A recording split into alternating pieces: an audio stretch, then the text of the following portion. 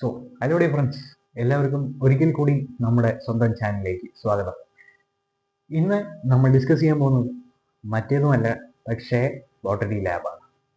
Okay, നമ്മൾ ഇന്ന് botany ലാബാണ് നോക്കാൻ പോകുന്നത്. ഒരു 30 മിനിറ്റ്സിനുള്ളിൽ കംപ്ലീറ്റ് ബോട്ടണി ലാബിലെ ബേസിക് ആയിട്ട് എല്ലാ കൺസെപ്റ്റുകളും നമ്മൾ അതികൃത്യമായി തന്നെ വളരെ മനോഹരമായി തന്നെ എന്ത് ചെയ്യുന്നതായിരിക്കും, കംപ്ലീറ്റ് ചെയ്യുന്നതായിരിക്കും.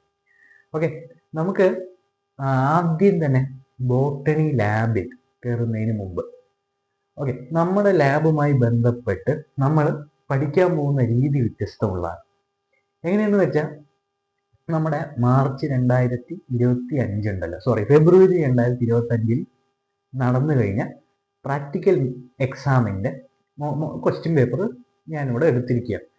ഓക്കെ, അതിൻ്റെ ബേസിസിലാണ് നമ്മൾ എന്ത് ചെയ്യുന്നത്, ഈ ഒരു ക്ലാസ്, അതായത് 2026 ഫെബ്രുവരിയിൽ നടക്കാൻ പോകുന്ന, അല്ലെങ്കിൽ ജനുവരിയിൽ ലാസ്റ്റോട് കൂടി നടക്കാൻ പോകുന്ന നമ്മുടെ ലാബ് എക്സാമിൻ്റെ അതേ പാറ്റേൺ. ഓക്കെ, ഏകദേശം അതുമായി അതായത് ഈക്വൽ ആയിട്ടുള്ള ക്വസ്റ്റ്യൻസ് തന്നെയായിരിക്കും നമുക്ക് ഈ ഒരു ലാബിൽ ഉണ്ടാവുക എന്ന് നമുക്ക് പ്രതീക്ഷിക്കാം. ഓക്കെ, സോ നമുക്ക് മെല്ലെ ലാബിലേക്ക് കിടക്കാം. ഓക്കെ, ഇവിടെ നമ്മൾ നോക്കുകയാണെങ്കിൽ നമുക്ക് ക്വസ്റ്റ്യൻ പേപ്പർ കയ്യിൽ കിട്ടി അല്ലേ? ഈ ക്വസ്റ്റ്യൻ പേപ്പർ കയ്യിൽ കിട്ടുന്ന സമയത്ത് നമുക്ക് ലാബിൽ മെയിനായി 9 or 10 ക്വസ്റ്റ്യൻസ് ആണ് കാണാൻ സാധിക്കുക. എപ്പോഴും 9 ആണ് കാണുന്നത്. ഓക്കെ, അതിൽ നമുക്ക് ആദ്യം ഫസ്റ്റ് ക്വസ്റ്റ്യൻ ആയി തരുന്നത് ഒരു സ്പെസിമെൻ ആണ്. ഓക്കെ, ഒരു സ്പെസിമെൻ എ നമുക്ക് തരും. ആ ഒരു സ്പെസിമെൻ പൊതുവെ എന്തായിരിക്കും എന്നറിയാം. ഒന്നെങ്കിൽ അത് ഡൈക്കോട്ട് സ്റ്റെം ആവാം, അല്ലെങ്കിൽ മോണോക്കോട്ട് സ്റ്റെം ആവാം, അല്ലെങ്കിൽ ഡൈക്കോട്ട് റൂട്ട് ആവാം, അല്ലെങ്കിൽ മോണോക്കോട്ട് റൂട്ട് ആവാം. ഇതിൽ ഏത് വേണമെങ്കിലും ആവാം. ഓക്കെ, അപ്പോൾ നമുക്കിവിടെ നോക്കേണ്ട എന്താ വെച്ചാൽ, നമ്മൾ സ്പെസിമെൻ എടുത്തു. നമ്മുടെ ഇപ്പോൾ ആ ചെറിയൊരു ഇതുണ്ടാവില്ല, ഒരു ട്രേയിൽ നമുക്ക് എന്ത് തരും, ഒന്നെങ്കിൽ ഡൈക്കോട്ട് മോണോക്കോട്ട് സ്റ്റെം ആവാം, അല്ലെങ്കിൽ ഡൈക്കോട്ട് മോണോക്കോട്ട് റൂട്ട് ആവാം. ഇത് രണ്ടും ഏതെങ്കിലും ഒന്ന് നമുക്ക് തരും. അത് തന്നതിന് ശേഷം നമ്മൾ എന്ത് ചെയ്യുക വെച്ചാൽ, അല്ലാതെ എടുത്തു, നമ്മൾ ചെയ്ത പ്രോസസ്സ് വഴി എന്ത് ചെയ്തു, TS എടുത്തു, അതായത് ക്രോസ് സെക്ഷൻ അല്ലെങ്കിൽ ട്രാൻസ്ഫ്യൂസ് സെക്ഷൻ എടുത്തു. നമ്മൾ പൊതുവെ ക്രോസ് സെക്ഷൻ അല്ലെങ്കിൽ ട്രാൻസ്ഫ്യൂസ് തന്നെ എടുക്കാം. ട്രാൻസ്ഫ്യൂസ് എടുത്തു കഴിഞ്ഞിട്ട് നമ്മൾ വെള്ളത്തിലാക്കി സ്റ്റെയിൻ വെച്ച് നമ്മൾ ഗ്ലിസറിൻ ഒഴിച്ച് ആ ഒരു സ്ലൈഡ് നമ്മൾ അതിൽ പ്ലേസ് ചെയ്തു. ഓക്കെ, കവർ സ്വല്പം പ്ലേസ് ചെയ്ത് കഴിഞ്ഞ് നമ്മൾ മൈക്രോസ്കോപ്പിൽ വെക്കുമ്പോൾ നമുക്ക് എന്ത് കാണാൻ സാധിക്കും, ഡൈക്കോട്ട്, അല്ലെങ്കിൽ നമുക്ക് തന്ന സ്പെസിമെൻ ഏതാണോ അത് കാണാൻ സാധിക്കും. ഓക്കെ, ഇവന്മാരുടെയൊക്കെ പ്രത്യേകത എന്താ പറഞ്ഞാൽ, ഇവരെ നമ്മൾ ഐഡന്റിഫൈ ചെയ്യാൻ ചില സ്പെസിഫിക് ആയിട്ടുള്ള ഫീച്ചേഴ്സ് ആണ് നമ്മൾ ഉപയോഗിക്കുന്നത്. ഓക്കെ, ഇപ്പൊ നമ്മൾ ഡൈക്കോട്ട് റൂട്ടിന്റെ കേസ് എടുത്തു, ഡൈക്കോട്ട് സ്റ്റെമ്മിന്റെ കേസ് എടുത്തു വിചാരിച്ചു. ഓക്കെ, ഡൈക്കോട്ട് സ്റ്റെം ആണെങ്കിൽ അതിന്റെ സൈലത്തിന്റെ പ്രത്യേകത എന്തായിരിക്കാം, വാസ്കുലർ ബണ്ടിൽസിന്റെ പ്രത്യേകത. നമ്മൾ പൊതുവെ സൈലം എടുക്കുകയാണെങ്കിൽ അത് എന്തായിട്ട് കാണാൻ സാധിക്കും, എൻഡാർക്കായിട്ട് നമുക്ക് കാണാൻ സാധിക്കും, എൻഡാർക്ക്. ഓക്കെ, എക്സാർക്കോ, അത് ഡൈക്കോട്ട് റൂട്ടിൽ കാണും. ഓക്കെ, നമുക്കിപ്പോൾ സ്റ്റെം മാത്രം പറയാം, അതിനുശേഷം റൂട്ടിലേക്ക് പോവാം. ഓക്കെ, അപ്പോൾ നമുക്ക് ഡൈക്കോട്ട് റൂട്ടിൽ എന്ത് കാണാൻ സാധിക്കും, എൻഡാർക്കായിട്ടുള്ള സൈലം കാണാൻ സാധിക്കും. പിന്നെ അതേപോലെ തന്നെ എന്താണ്, നമ്മുടെ ഇതെടുത്ത് നോക്കുകയാണെങ്കിൽ, അതായത് ഡൈക്കോട്ട് മോണോക്കോട്ട് സ്റ്റെം എടുത്ത് നോക്കുകയാണെങ്കിൽ അതിൽ സൈലം എന്തായിരിക്കും, അതിൽ തന്നെ എൻഡാർക്ക് തന്നെയായിരിക്കും. ഓക്കെ, അപ്പോൾ സൈലം എൻഡാർക്ക് ആണെങ്കിൽ അത് നമുക്ക് എന്താവും, റൂട്ടാണെന്ന് നമുക്ക് മനസ്സിലാക്കാൻ സാധിക്കും. സ്റ്റെം ആണെന്ന് നമുക്ക് മനസ്സിലാക്കാൻ സാധിക്കും. So if xylem is endarch, it is stem. Okay, അടുത്തത് എന്താണ്, റൂട്ടാണ്. റൂട്ട് പറഞ്ഞാൽ സൈലം എന്തായിരിക്കും, അപ്പോൾ എക്സാർക്ക് ആയിരിക്കും. ഓക്കെ, ഇനി നമ്മൾ സ്റ്റെമ്മിന്റെ റൂട്ടിന്റെ കേസ് ഒന്നും കൂടി എടുത്തു കഴിഞ്ഞാൽ, നമുക്ക് ഡൈക്കോട്ടിന്റെ കേസ് എടുത്തു കഴിഞ്ഞാൽ അതിന്റെ പിത്ത്, പിത്ത് എന്ന് പറയുന്നത് എന്തായിരിക്കും, വളരെ സ്മാൾ ആയിരിക്കും. ഓക്കെ, പക്ഷെ മോണോക്കോട്ടിന്റെ എടുത്ത് നോക്കിയാൽ പിത്ത് വളരെ വെൽ ഡെവലപ്ഡ് ആയിരിക്കും. എന്നൊരു ഡിഫറൻസും കൂടി നമുക്ക് രണ്ടിലും കൂടി കണ്ടെത്തി കഴിഞ്ഞാൽ വളരെ മനോഹരമായി തന്നെ ഫസ്റ്റ് ക്വസ്റ്റ്യൻ നമുക്ക് എന്ത് ചെയ്യാം, വൃത്തിയായി അവസാനിപ്പിക്കാം. ഓക്കെ, രണ്ടാമത്തെ ക്വസ്റ്റ്യൻ പറഞ്ഞാൽ, നമുക്ക് ഒരു ബി അല്ലെങ്കിൽ സി, രണ്ട് സ്പെസിമെൻ, അതിൻ്റെ ഫോട്ടോഗ്രാഫ്സ് നമുക്ക് തരും. ഈ നമുക്ക് പൊതുവേ ഉള്ളത് മൈക്രോസ്കോപ്പിക് സ്ലൈഡ്സ് ആണ്. മൈക്രോസ്കോപ്പിക് ഓർ മാക്രോസ്കോപ്പിക് സ്ലൈഡുകളാണ് നമുക്ക് എന്ത് ചെയ്യുക, microscopic slide or macroscopic specimens.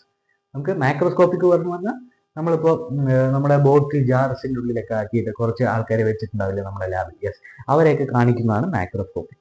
Microscopic എന്ന് പറഞ്ഞു കഴിഞ്ഞാൽ നമ്മൾ സ്ലൈഡിൽ നമ്മുടെ എന്താ സ്പൈറോഗൈറ അല്ലെ, ഓസിലേറ്റോറിയ, സ്പൈറോഗൈറ തുടങ്ങിയവരെയൊക്കെ നമ്മൾ ഒരു സ്ലൈഡിൽ മൈക്രോസ്കോപ്പിലൂടെ കാണുന്നതാണ് മൈക്രോസ്കോപ്പിക് സ്പെസിമെൻ എന്ന് പറയും.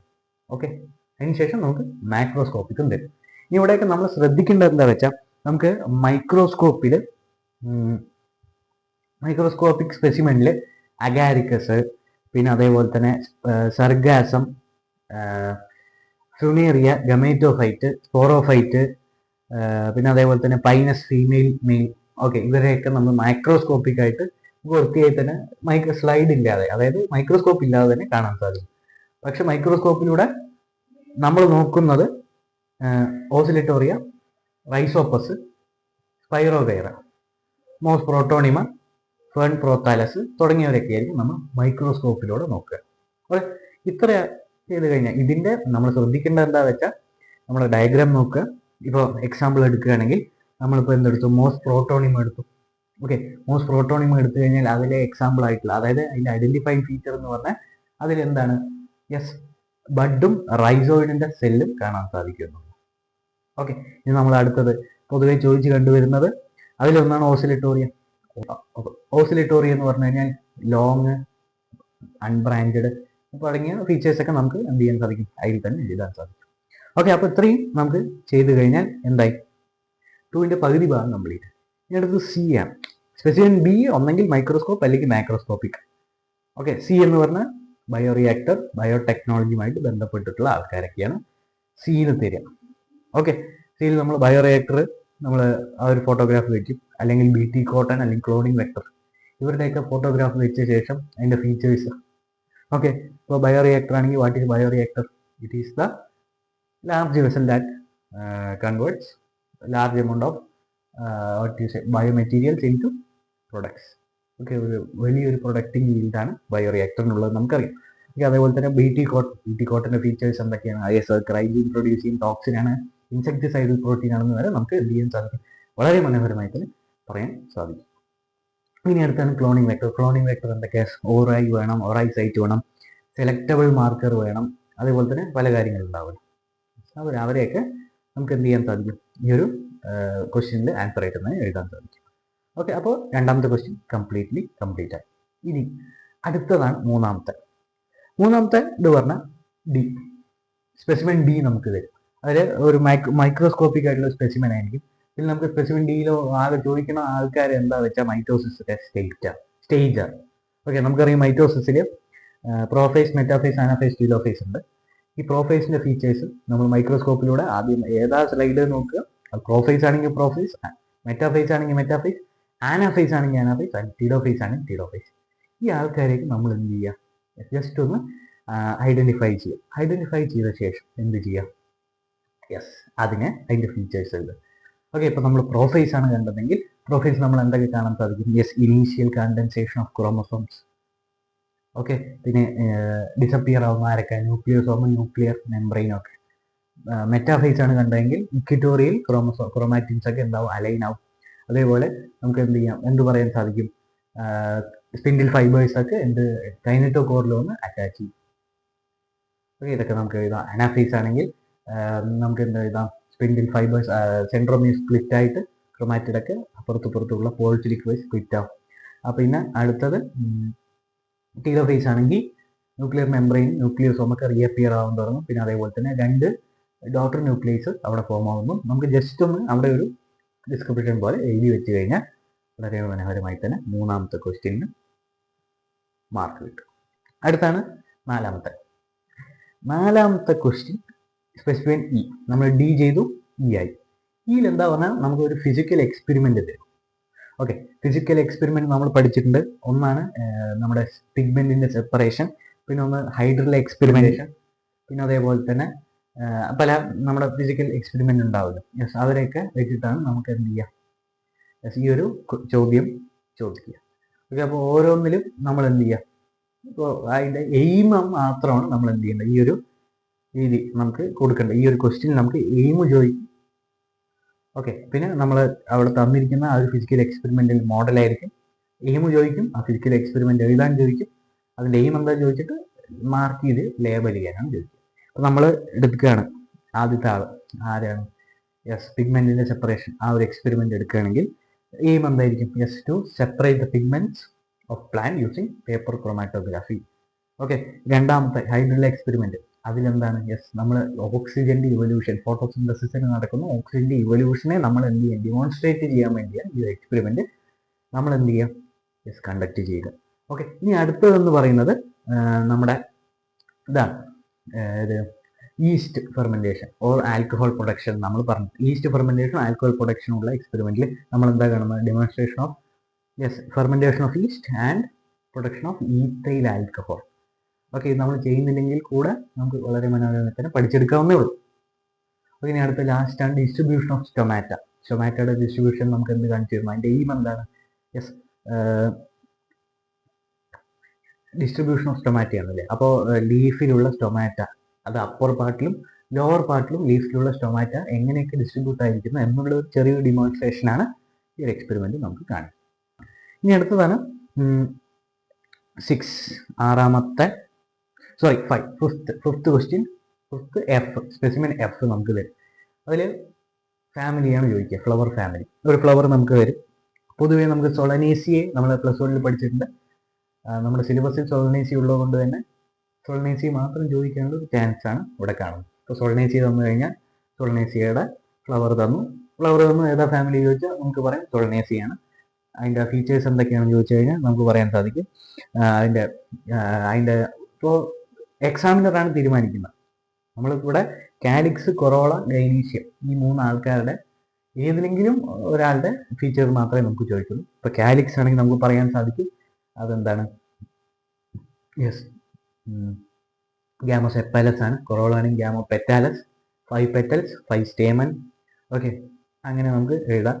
പിന്നെ അതേപോലെ തന്നെ വാൽവേറ്റ് എസ്റ്റിവേഷൻ ആണ് രണ്ടും. പിന്നെ ഗൈനീഷ്യം എടുത്തു കഴിഞ്ഞാൽ അത് സുപ്പീരിയർ ഓവറിയാണ്. പിന്നെ ബൈകാർപ്പസ് നമുക്ക് ഓക്കെ എഴുതാം, വളരെ സിമ്പിളായിട്ട് തന്നെ എഴുതാൻ സാധിക്കും. ഓക്കെ, ഇനി അടുത്തതാണ് ആറാമത്തെ ക്വസ്റ്റ്യൻ ജി സ്പെസിമെൻ നമുക്ക് തരും.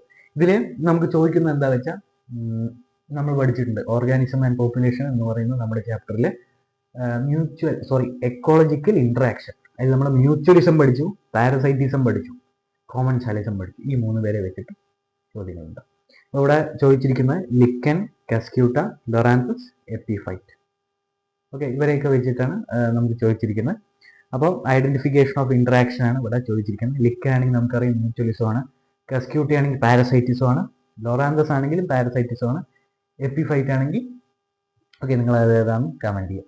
ഓക്കെ, ശരി. അപ്പോൾ ഇത് വെച്ചിട്ടാണ് എന്ത് ചെയ്യുന്നത്, നമ്മൾ ഇന്ററാക്ഷൻ ഐഡന്റിഫൈ ചെയ്യുന്ന. ഈസി തന്നെ ചെയ്യാല്ലേ. യെസ്, ആറാമത്തെ ചോദ്യം ഇത്രയേ ഉള്ളൂ. ഇനി ഏഴാമത്തെ ചോദ്യം എച്ച്. ഇതൊരു എക്സ്പെരിമെന്റ് ആണ്, നമുക്ക് സ്ലൈഡ് വെച്ചിട്ട് ചെയ്യേണ്ടതാണ്, സിമ്പിളായി തന്നെ ചെയ്യാം. ഏഴാമത്തെ എച്ച് സ്പെസിമെൻ തരും. ആന്തർ ആണ് തരിക.